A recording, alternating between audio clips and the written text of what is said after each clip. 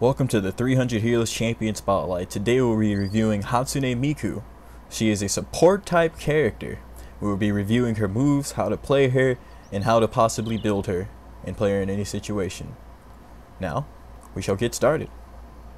Miku's passive, World's First Dance Hall. Every 3 seconds when you basic attack, you will heal yourself and all allied heroes around you for a certain amount of HP based on a small amount of scaling of your AP. I can show you that actually right now. Do note that this will not work on minions, only yourself and allied heroes. Every 3 seconds your basic attack will heal. With that said, your Q is called the Rejection Onion song. When activating your Q, you can target any enemy unit or hero. You will disable yourself while snaring them in place for a certain amount of time.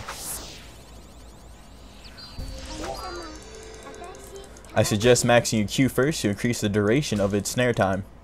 That is good for setting up a kill for a possible ally to pick up. Do note that the Q will also do AP damage at the end of its duration. You can also cancel it early for damage. Your W is the Hatsune Exotic to sing. The W can be placed on yourself or any allied or enemy champion, as well as any allied or enemy unit.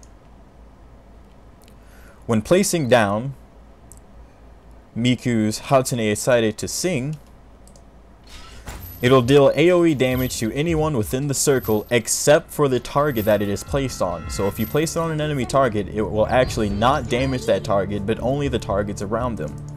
Do note that the W also has a second activation. Within a certain range of you and the actual dance circle, you can activate the W again before the timer expires to teleport to the actual move. This is good for putting it on an ally and teleporting in to assist them, or putting it on an enemy to teleport in to snare them for an ally. It's also good for harassing if you know how to have good placement for it. Your E is the Royal Magic Music Industry. This will remove any form of debuff on you, possibly on any target allied. This can be for ignite, slow, anything. It will remove it immediately as soon as you activate it on yourself or another enemy, which I can show you actually. I will allow her to slow me. As you see, it will remove it.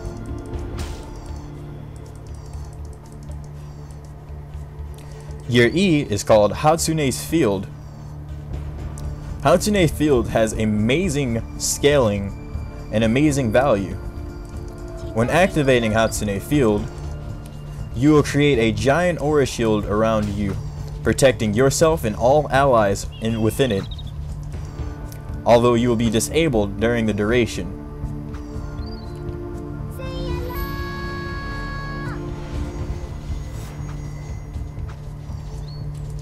I suggest always using your ultimate to keep yourself safe and allies within a team fight. Make sure never to waste it on only just yourself. Use it in a situation to where it can turn the battle around within a team fight, as you cannot actually take any form of action when you activate your ultimate. So even if you're gonna die, only use it if you know someone can actually come save you to pick up the kill, or only use it in a team fight to save your teammates and turn a good team fight around. With that said, I'll show you a suggested build that I have created for Miku.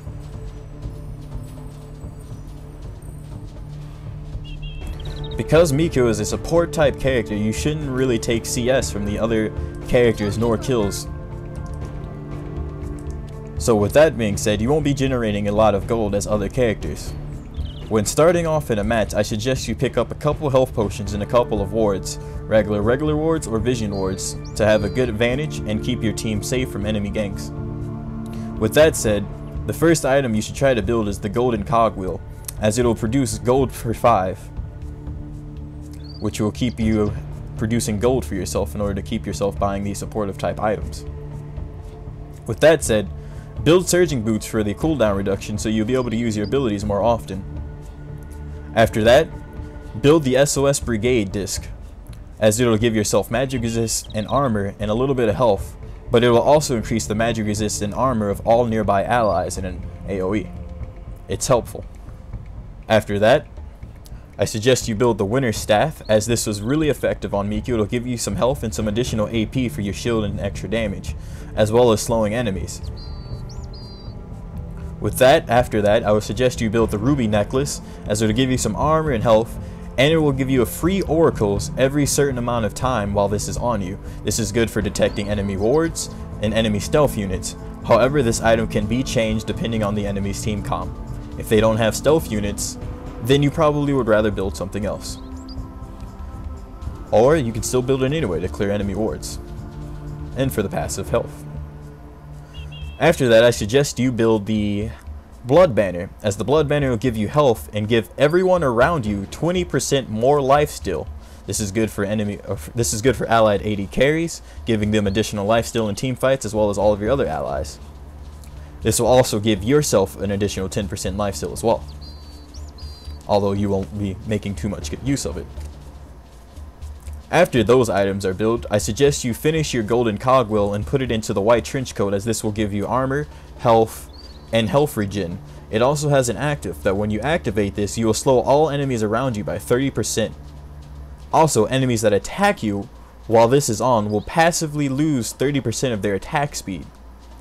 This is a very good item for team disruption if you're being focused, and a very good item for crowd control as well. Miku is a very good supportive character, and I suggest that you always max your Q first, and always try to stick with someone. Never go alone, as Miku can't really shine without other people near her. For suggested summoner spells, I suggest you pick up Exhaust and Flash. No questions about it. With that said, this is the end of the Hatsune Miku review. I hope you found it helpful and useful for yourself. See you guys on the next video.